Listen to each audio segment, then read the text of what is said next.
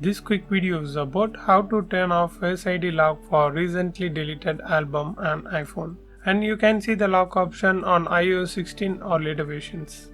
Okay, to turn off the lock, first open your settings app. Then scroll down and open Photos.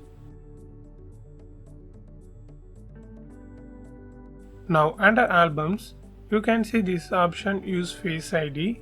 Just turn off this toggle button. Okay, now minimize this and open Photos app and scroll down to the end. Yeah, now you can see the lock option was gone on recently deleted album.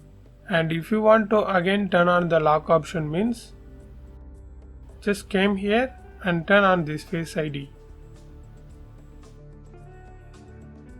That's it. And this is how you can turn off Face ID lock for recently deleted album and iPhone. I hope this video helps you. If it really helps means leave a like and share this video with your friends and neighbors. Thanks for watching.